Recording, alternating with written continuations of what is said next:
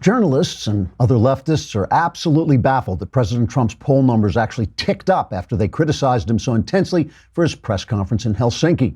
At the New York Times, a former newspaper, editor-in-chief Blithering Prevarication III told the waiter at his club, quote, "I simply can't understand it. We've explained to the idiots in flyover country that we, their betters, disapprove of their choice of president, and yet, for some reason, they continue to cling to their own opinions. It is completely inexplicable, and I think I'll have the olives stuffed with blue cheese in my martini today. There's nothing so thrilling as a change of pace, I always say," unquote.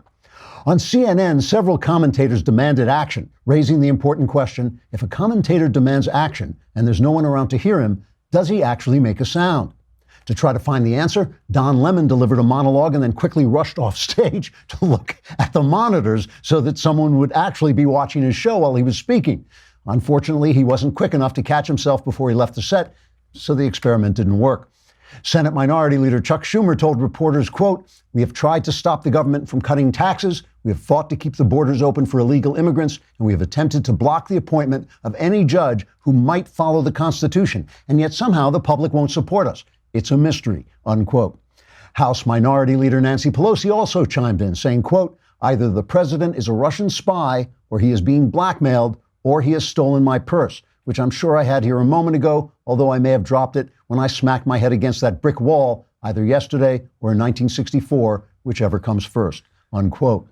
Meanwhile, the president, seeing the new poll numbers, bragged that he could shoot a man on Fifth Avenue and still remain popular until Vice President Pence wrestled the pistol out of his hands. Trigger warning, I'm Andrew Klavan, and this is The Andrew Klavan Show.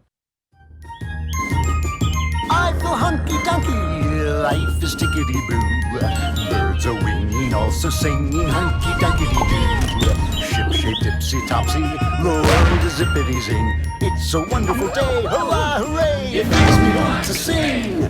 Oh, hurrah, hooray! Oh, hooray, hurrah! All right, it's here.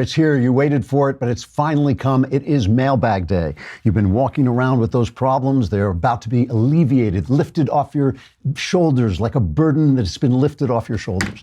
Boy, that was a really bad simile.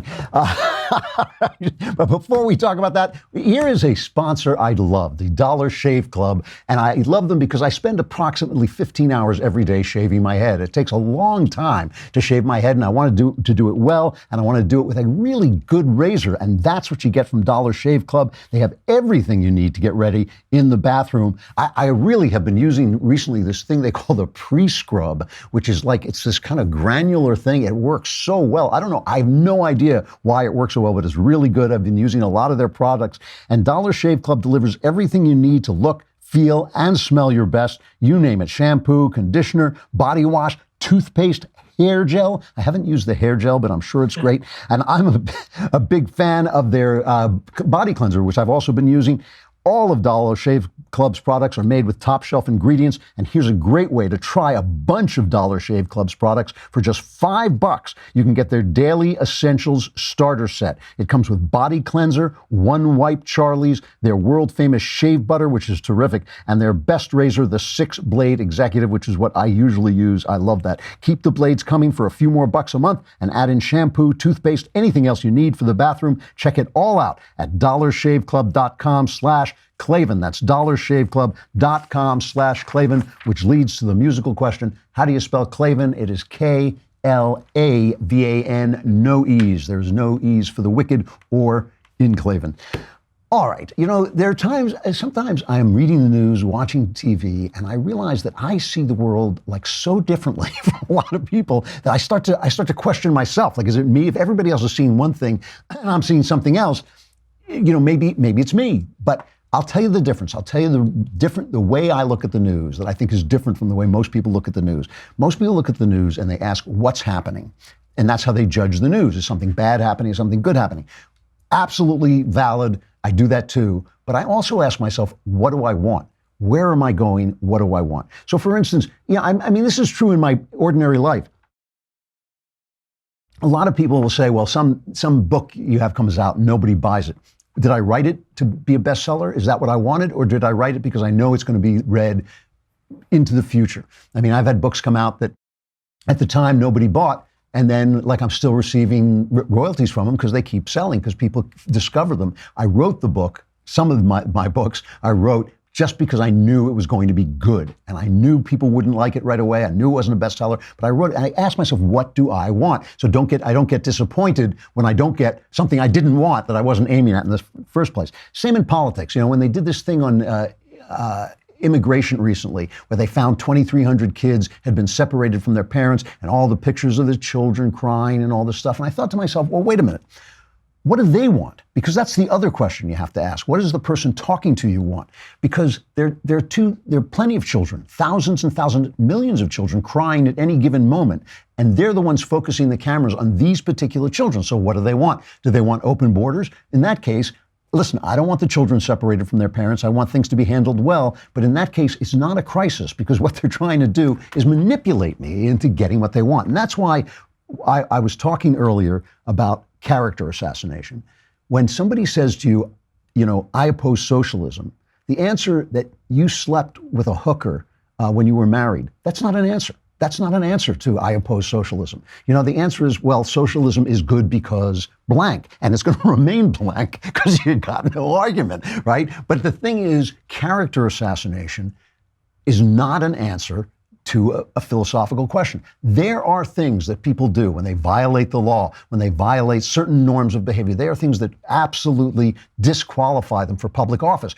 But since we know, as I pointed out earlier this week, since we know from the experience of Teddy Kennedy, not to mention Bill Clinton, but Teddy Kennedy especially, we know they don't care. The left doesn't care about character. We ask ourselves, what do they want and what do I want? Now, here's the thing. I've said this a lot, but it's important. I want freedom. And when I say that, I feel I don't explain that enough. That doesn't mean I can do anything I want. I can, you know, run around punching people in the head or live any lifestyle. Freedom is part of a network, a community, a political entity that allows me to think and speak and do what I want, as long as I don't physically harm somebody else, as long as I'm not immediately harming someone else. I can say anything I want as long as I don't threaten death to someone, and I can think anything I want, and I can do almost anything I want, but I have to consider, am I harming the structure? Am I harming the structure that preserves my freedom? So if I have a child out of wedlock and I can't pay for that child, somebody's going to have to pay for that child. That means I'm taking away somebody else's money, which means I'm taking somebody else's time, which means I'm owning somebody else's life. I don't want to own somebody else's life because I don't want somebody to own my life. So my freedom depends on your freedom, and that means I have to act responsibly in ways that don't call on you to sacrifice your life to pay for me. That's why all these free things that people are like to talk about. Free college. Free college, there is no free college. It just means stealing from somebody else, taking their money, which is their time, which is their life. You haven't got the right to do that. So in order to be free, I have to act in a certain way. Now, I know the left does not want to be free. They do not want me to be free. They want to be able to tell me what to think, when I can say certain things, what kinds of things I can say. And that's what I want to stop. That's what I'm here to oppose. It's not everybody on the left, obviously. It is the people that we see at the top who really want the government to be in charge. And they say it. They say it. When you cut back regulations, they protest. When you say we're going to obey the Constitution, they protest. We know that this is what they want. So that is the argument we're having. We're not having an argument about Donald Trump. I do not care. So yesterday, Michael Cohen released a secret tape. The lawyer taped his client's conversations.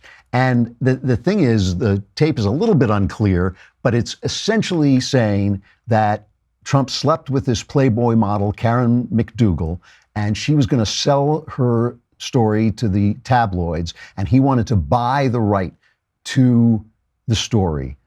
So that the story wouldn't come out, because it was just like 2 months, I think, before the election. Here's just an excerpt of the tape. You can hear how, it's non-decisive, but I'll talk about it after you play it. I need to open up a company for the transfer of all of that info regarding our friend David, so that I'm going to do that right away. I've actually come up and I've spoken to Alan Weisselberg about how to set the whole thing up with So what are we going to pay? Funding. Yes. And it's all the stuff. all the stuff, because you never know where that company, you never know where he's going to be. Gets hit by it. Correct. So I'm all over that. And I spoke to Alan about it when it comes time for the financing, which will be. Listen, what financing? We'll have to pay you. So Don't pay with cash. No. I got no. Just to underscore the irony here, when I say that I know that the left doesn't care about character, the guy defending Michael Cohen is Lanny Davis. Lanny Davis, who defended Clinton during the proceedings about the Monica Lewinsky thing. Well, he doesn't care, but here he is talking. This is cut number 5. Everybody heard just now Donald Trump say the word cash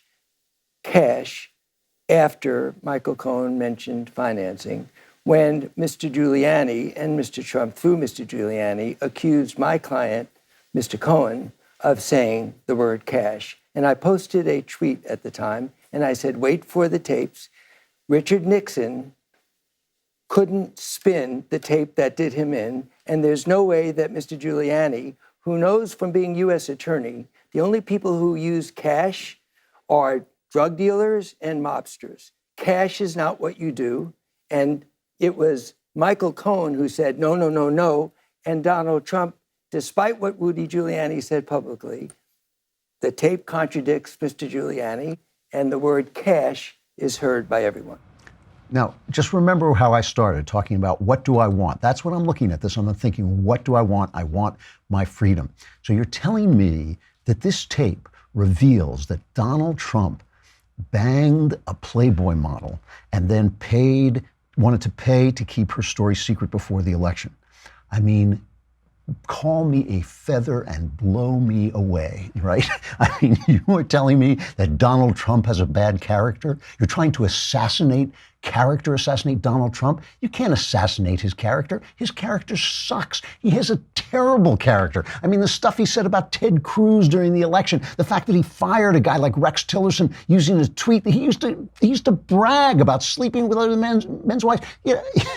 By the way, I don't say this in a judgmental tone. I spent the first 20 plus years of my life practically insane. I've done terrible things. I've done things that wake me up at night sweating. I'm not I don't pass judgment on anybody about this stuff. But, I tried to become a better man. I think I have become a better man. I think I put that old guy away. I think I put him down, basically. I think I killed him. But Donald Trump has been the same guy all his life.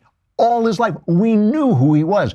And the wonderful, weird thing about Donald Trump is his crappy character protects my freedom.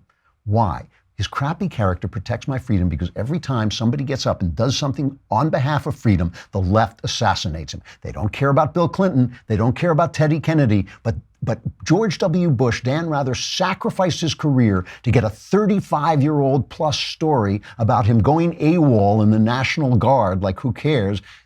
He sacrificed his career to anything he could do to assassinate that man's character. Mitt Romney, they assassinated his character, but they don't care about Bill Clinton. They don't care about Teddy Kennedy. They don't care about anybody on the left. So when they try to assassinate Trump's character, they can't. He's bulletproof because we already know what a bad guy he is. His badness, his personal badness, protects my freedom. It is a weird, weird thing. So George Will, who, I always kind of respected George Will. I've always, Andrew Breitbart used to say about George Will that he was a Republican from the days when Republicans were happy to be in the minority. There was a long, long period of time when Republicans just had a very comfortable, I think it was like 38, senator minority. They could never get anything done, but they could complain a lot. And the kind of general idea, just the feeling in the air was that the Democrats were going to own the Senate forever, and that was the way it was. And that was George Will's Republican Party. Now, when Republicans are a living, breathing entity actually accomplishing things through Donald Trump and his bad character, George Will hates Donald Trump, and he has become just a tad of a pompous ass. I hate to attack the guy because I actually have respected him in the past, but really it's absurd. But anyway, he's on Lawrence O'Donnell's show. But he makes the point that when Lanny Davis compares this nonsense, this little nonsensical story, which is blowing up because it's the summer and they haven't got anything, and they don't want to cover the fact that North Korea is actually disassembling one of its nuclear sites. It's like nice. Now, because of Donald Donald Trump, the North Koreans are not going to blow up the Democrats so that the Democrats can complain about Donald Trump's sex life. That's basically that's basically the absurdity of summer news, okay? But even George Will comes out and says, yes, Donald Trump, horrible, horrible fellow, but comparing him to Nixon is absurd. This is cut number 2. Well, I'm hearing redundant evidence that Mr. Trump is a seedy man whose incontinent sexual appetites get him into trouble with seedy women. Now, this is not news at this point in his presidency. I'm not hearing anything remotely like, you refer to earlier tapes, the tape in which Richard Nixon says, well, let's get the CIA to lean on the FBI to cover up a criminal conspiracy.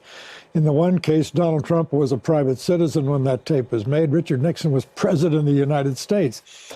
I'm also hearing something else on the part of people analyzing this, and that is an attempt to turn all of this into a campaign finance violation. We really do not want, Lawrence, to go down the road where we say anything that happens that can be helpful to an ongoing political campaign should be monetized and counted as a contribution and therefore contribute to the criminalization of American politics. I think that's a terrible way to go. There are lots of ways of judging Donald Trump without getting into that swamp. What's really interesting, and George Will doesn't mention it because he's on MSNBC, and if he had mentioned it, it would have been like Thunderball, the James Bond movie. His chair would have opened up and there would have been sparks and he would have disappeared in a puff of black smoke. What he didn't mention is all those things that Nixon was doing, Barack Obama, whatever the hell his name was doing. It's hard to remember now because his legacy is just kind of like, it's almost like the empty breeze just blowing past our studio. But, you know, Obama was doing all that stuff. He was spying on Trump. He was using the FBI. He was using the CIA. Obama did it all, the IRS. So all that stuff that was not on this tape about Donald Trump buying off the babe, you know, which I got to be honest with you, there's some, when you listen to the tape, it's really hard to hear what Trump is saying. It's hard to hear whether he's saying no cash or use cash. It is difficult to hear. I'm convinced he was doing this. You know, Trump can deny it all he wants. That's who he is. That's who he is. Again, you know, when the billionaire Playboy Club, you know, gathers together, they would throw him out if he weren't sleeping, you know, cheating on his wife with Playboy models and buying them off. That's what they do. But the thing is, what Will should be asking himself, what George Will should really be asking himself, is why does it take a man of this kind of character to do the great things that Trump has been doing, the cutting back of regulations, the appointment of great Supreme Court justices and other justices, the tax cutting, the typical thing. I mean, as Henry Olsen pointed out yesterday, the things that Donald Trump is doing are mainstream Republican American things. They are down-home American things that people support. Why does it take an outlandish man like this to accomplish it? It's because they have turned the press into a character assassination machine. And you either have to be perfect, which not many of, I mean, I may be, but not many of us is perfect, right?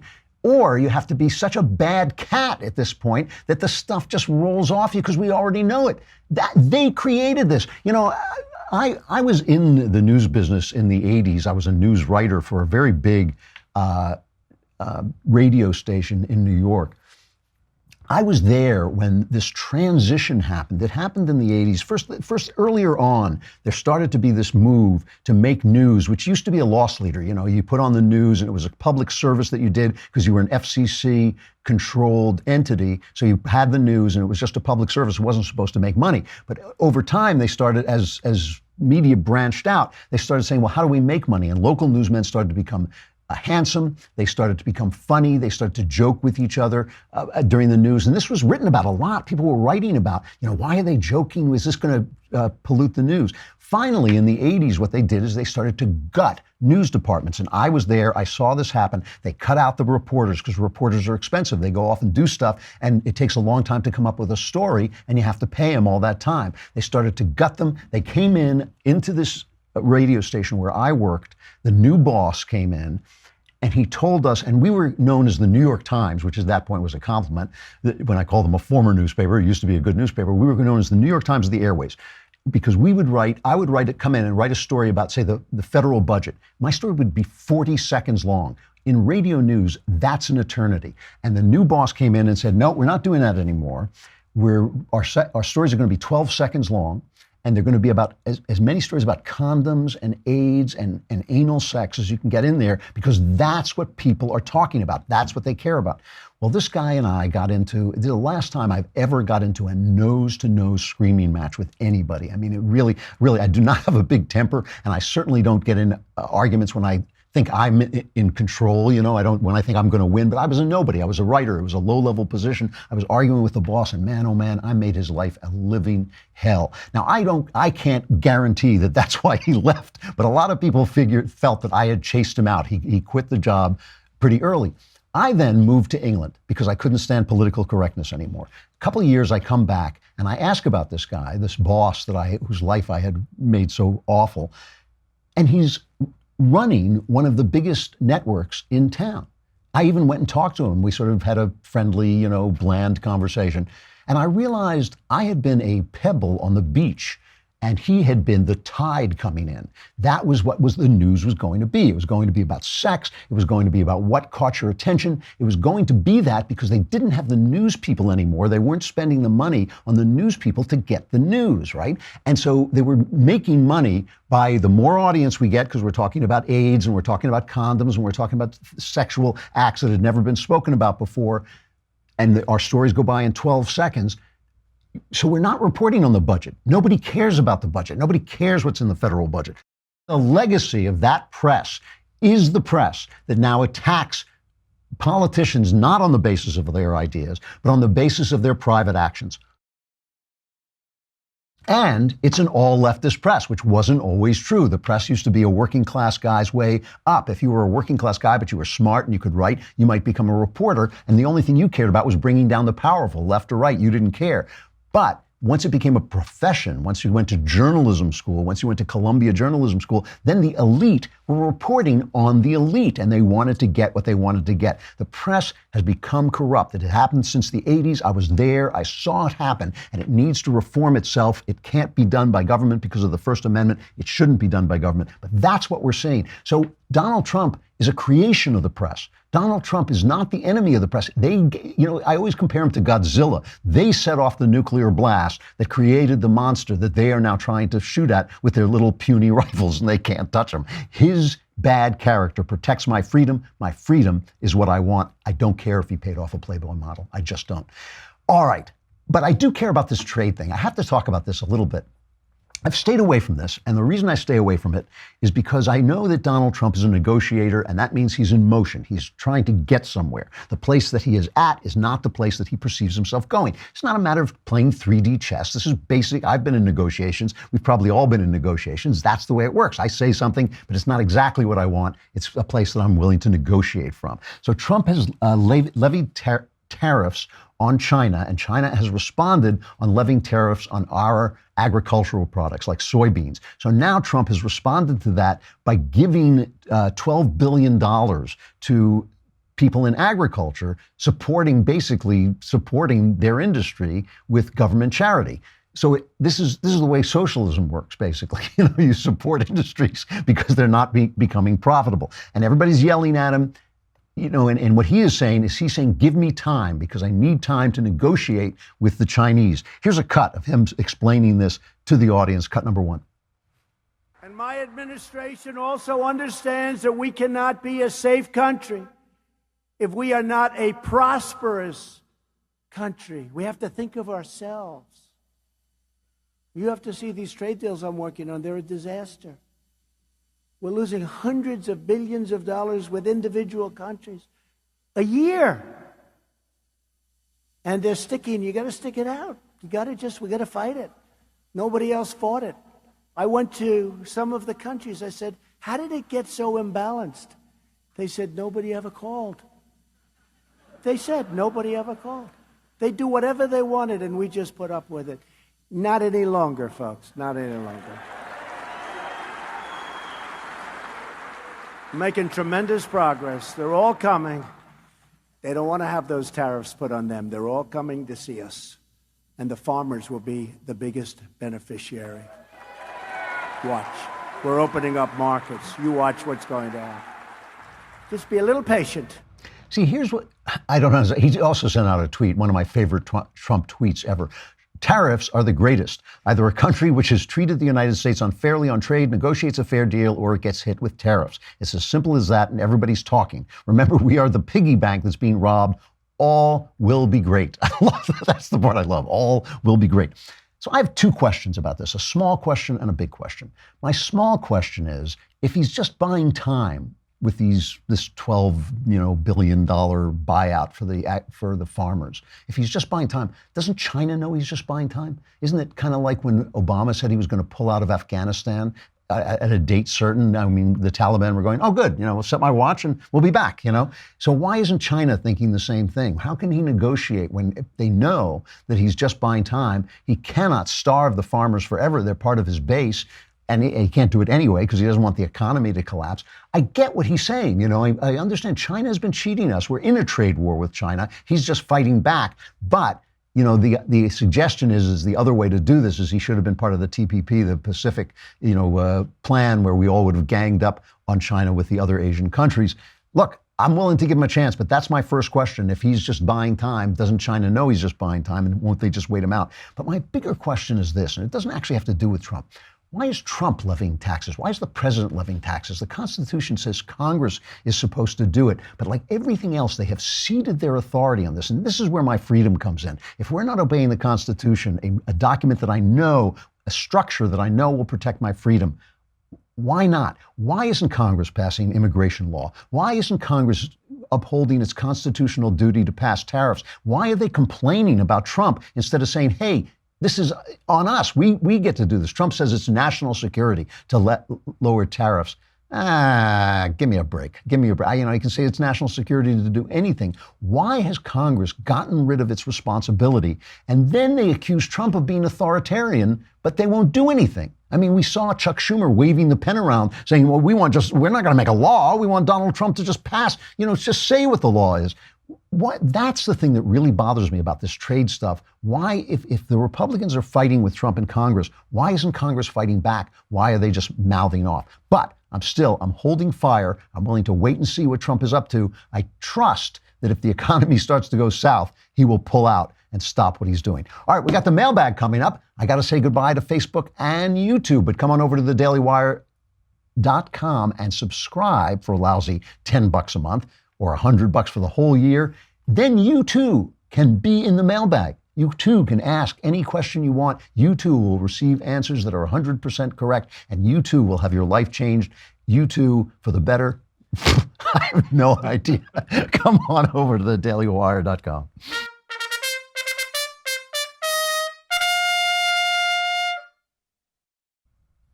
All right, the mailbag. Oh, I miss that girl. I see her on Twitter. She's a singer. She goes around Texas and she does all these performances.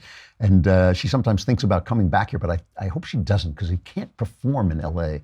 She can perform in Texas, which is what she really loves. But anyway, I miss her. All right, from Zach.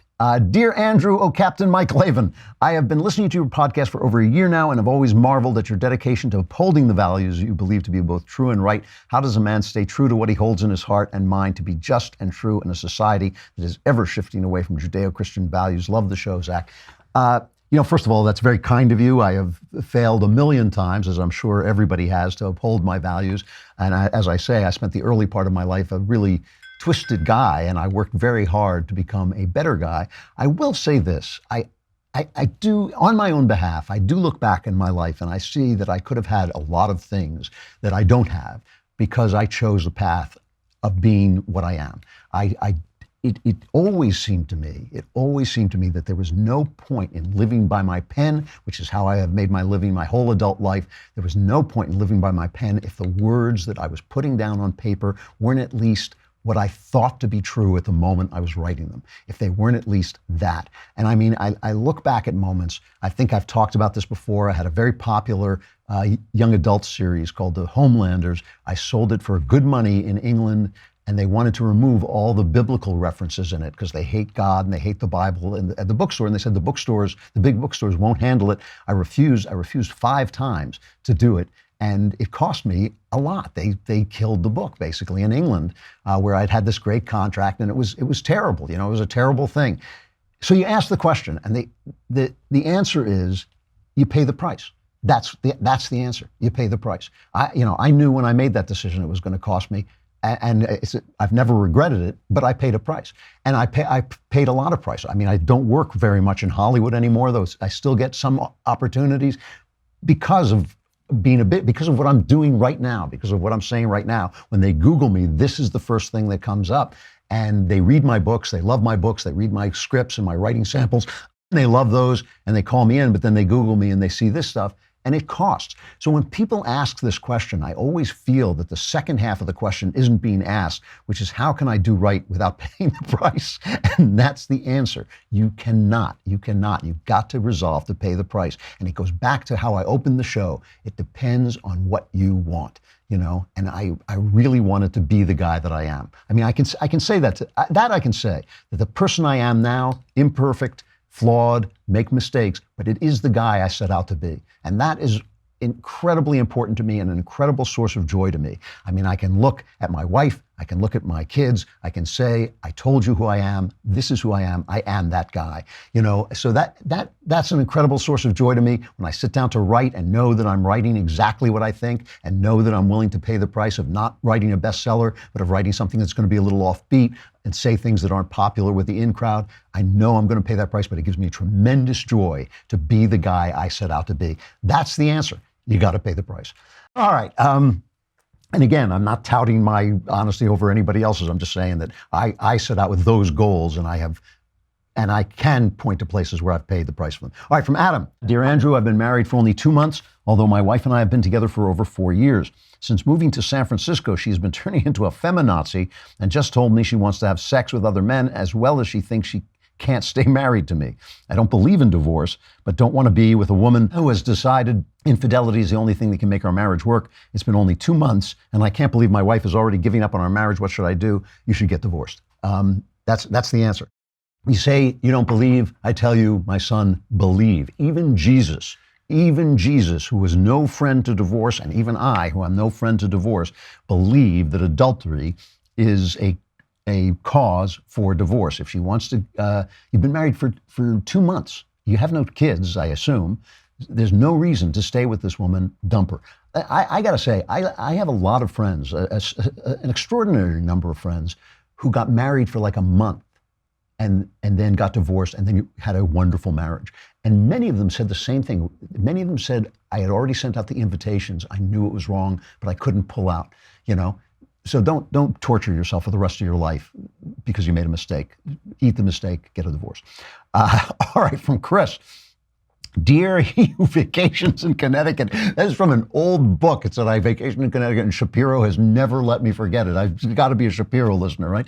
How long does it take to come up with your opening monologues? They're always hilarious. Do you write them alone, or like they do in Hollywood, a bunch of funny Ben Shapiro types? I write them by myself.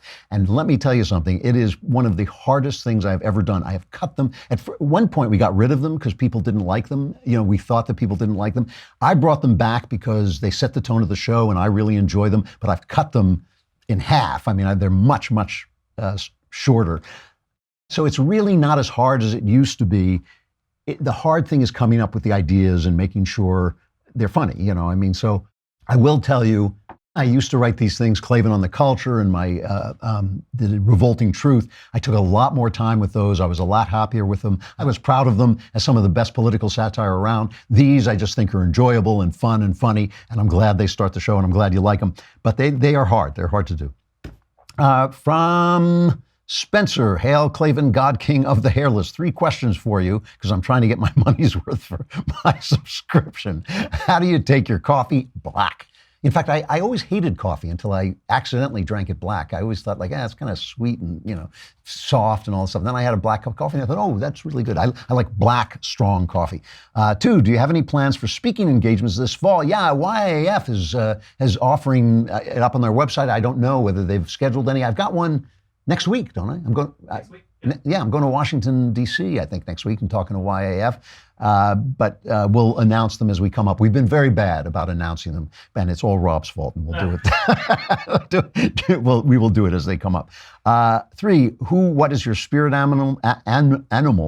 I know your colleague, Mr. Shapiro, says Nikki Haley is his, and I was wondering if you had one as well. Thank you, and keep up the good work. You know, my political spirit animal, I really think, is Ted Cruz. Not because I always agree with Cruz. I don't always agree with him, but he is a staunch conservative and honest guy, and I really like the fact that Donald Trump treated him like garbage. He treated him during the campaign. He said terrible things about his wife. He said terrible things about his father, and Cruz fought him down to the wire. But once he lost, he worked with him. And to me, that's amazing. I'm not sure I would be able to do it, but I'd like to think I would be able to do it. And it goes back again to the opening of the show. What do I want? I want the country to do well. And if Donald Trump is doing well, I want to help him do well. I don't want to make a name for myself by attacking him. I do not think that Ted Cruz was doing that purely out of self-interest, though we're all got self-interest in our minds at all times. I don't think Cruz was doing it. I think he did it for the country. He ate the fact, what had to be a brutal campaign. He ate it and he went and worked, and I loved him for that. My artistic life, which is a huge part of my life, my spirit animal is Wordsworth. Wordsworth was a radical who loved the French Revolution, saw what came of it, and then really took a big career hit by becoming a conservative. And it cost him a lot and still costs him a lot in his reputation. And I've always loved him for that. When I was young, my spirit animal was John Keats, who was the young guy, but he died when he was like 26, I think. I could be off on that, but he died when he was like 26. Wordsworth lived into his 80s. I hope to do the same. So I guess I've started to identify with him. All right. Name withheld. Hey, Mr. Klavan, no ease. I served in the Marine Corps in Iraq in 2004 and 2005. Thank you for that. I married my high school sweetheart, and I love her very much, but her family are hardcore leftists that I disagree with constantly. At most family gatherings, I keep my mouth shut to avoid turmoil. I'm currently a lieutenant in the NYPD. I love Daily Wire. It's my safe haven. I'm not a very educated person, as I went directly from high school to the Marines. I'm trying to better myself in that light. But I ask you, what is the best way to deal with my hardcore left family? I love them very much, but they are all very educated, and it becomes tough for me to speak to them without sounding feeble-minded. He says, please do not use my name, as the NYPD will crucify me just for being associated with a conservative outlet. Wow, I didn't know that about the NYPD. Here's the thing. Family trumps politics. So you don't want to be in constant fights with your family. I have a couple of things to say about this. First, don't think that you're less intelligent than these people. They may be more sophisticated than you are because, like you said, you didn't go to college. They may have a kind of knowledge you don't have. But one of the things I learned very young, and it really changed my life, was I grew up an educated man in an educated family, a family dedicated to education on the coasts. And the idea was in flyover country, everybody was an idiot.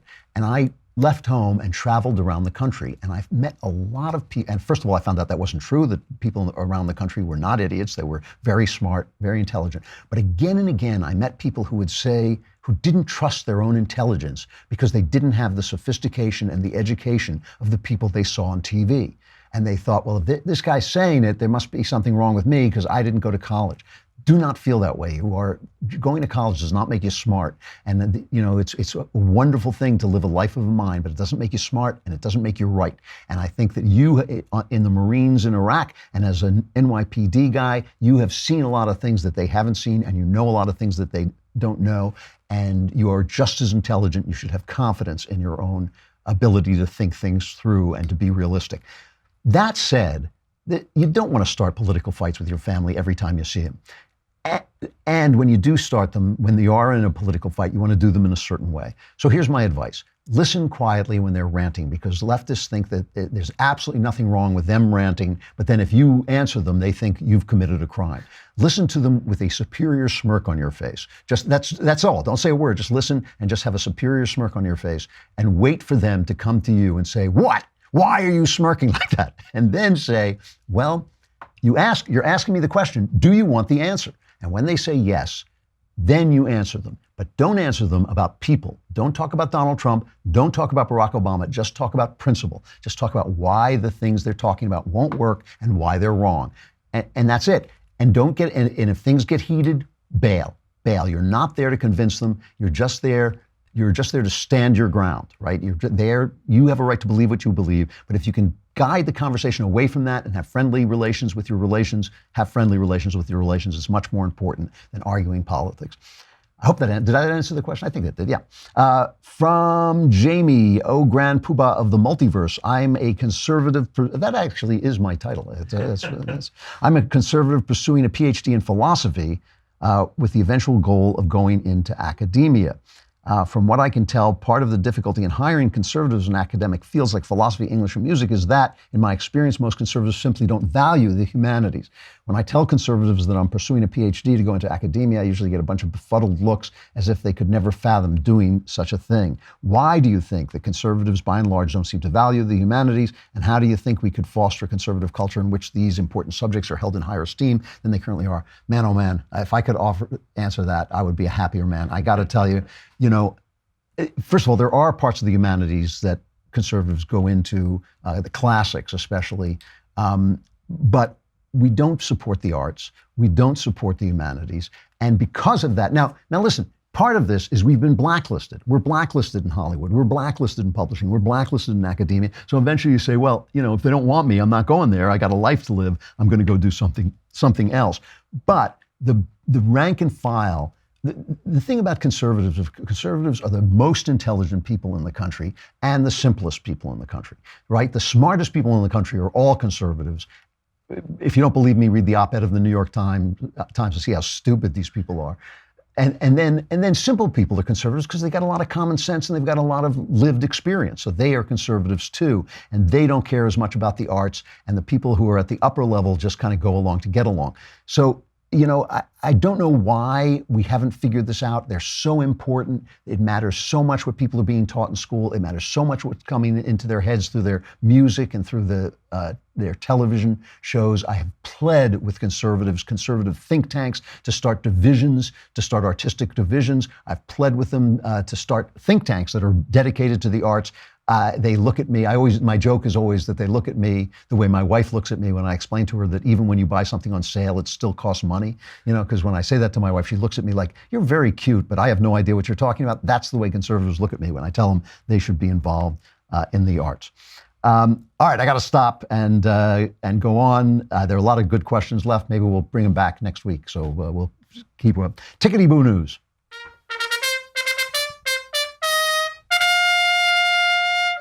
So Ali Stuckey did this very funny satire, splicing up an interview a pretend interview that she was doing with an interview that Margaret Hoover did with Alexandria Ocasio-Cortez, the dolt who is the socialist running in Queens, New York for Congress. And she put out, here's just a little bit of it.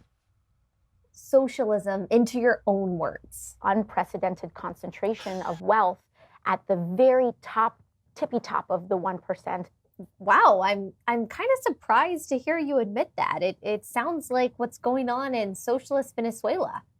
Mm-hmm. What do you think about what's going on in Venezuela? Just an increasing crisis of humanitarian condition. And to me, it would just be completely unacceptable if that happened on our shores. Well, couldn't that happen here if we adopted socialism? It's hard to say what direction that takes. I am not the expert on geopolitics. I saw this early in the day on Twitter and cracked up. I just thought it was really funny. I'd seen the interview, so I knew it was satire, but it seemed very obviously satire. It's cut, the way it's cut, it's very lumpy and all this stuff. And Ali was clearly not trying to fool anybody. The left goes nuts, right? Oh my God. And she went nuts. Cortez went nuts saying, oh, they're so afraid of me. They have to put out fake news videos. I mean, this had. But, I'm not going to say they're dumb because they do this all the time. This is an old leftist trick, is take conservative jokes and take them seriously. So if I make a race joke or if I make a sex joke, it's, Klavan thinks, I've made these jokes about women not having the capacity for reason. Klavan thinks women don't have the capacity for reason. They do that all the time. They take your satire, they take your jokes, and they take it seriously. The thing is, you don't have to satirize this woman because she is a walking satire. See, this is the other part of the joke. She's the one who said that there's low unemployment because everyone has 2 jobs, right? Which, if you just think about it, just give your mind a minute to go through that mathematically, right? If there's low unemployment, if everybody has 1 job, there's low unemployment. If they have 2 jobs, the unemployment is exactly the same, right? It has nothing to do with it. So the woman's a dolt. She is a dolt. So it doesn't really, you don't really have to satirize her. What I loved is after she said this, Elizabeth Warren came out and she thought she didn't like losing her socialist thunder. So she comes out and she doubles down on what she said. Here's Elizabeth Warren on low unemployment and the Trump prosperity. It's cut 8. There was a time when Wall Street numbers reflected that the economy overall was doing well, but not so much when not many people own shares of stock, and when corporations are doing well, they no longer share with their employees.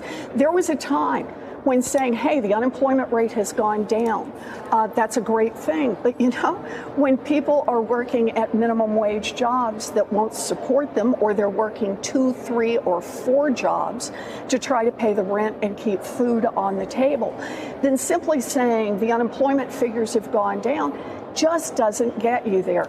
The way I see this is the lived experiences of most hardworking Americans across this country are not improving. This is amazing. So I got to tell you, this is why I call this tickety-boo news. First of all, almost everybody a lot of people have stock because you have it in your retirement funds and things like that.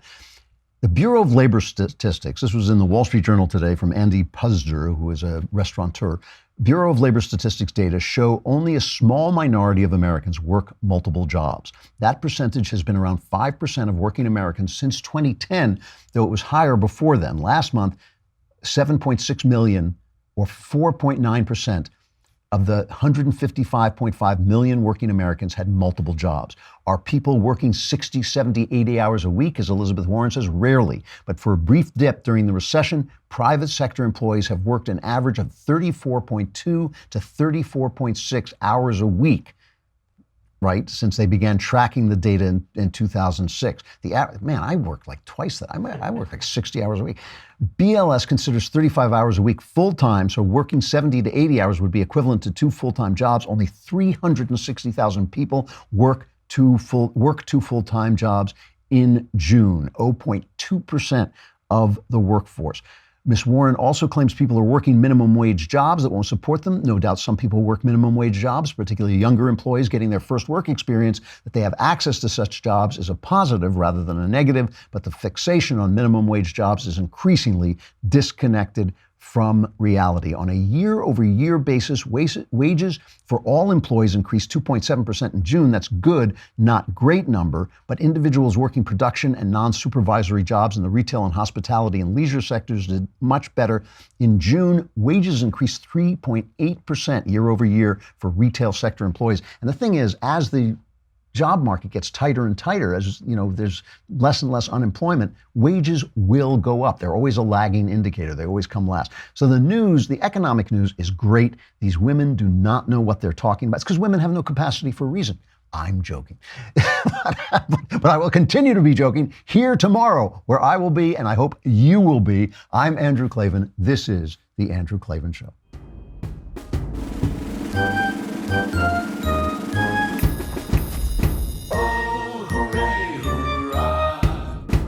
The Andrew Klavan Show is produced by Robert Sterling. Executive producer, Jeremy Boring. Senior producer, Jonathan Hay. Our supervising producer is Mathis Glover. And our technical producer is Austin Stevens. Edited by Emily Jai. Audio is mixed by Mike Cormina. Hair and makeup is by Jesua Alvera. The Andrew Klavan Show is a Daily Wire Forward Publishing production. Copyright Forward Publishing 2018.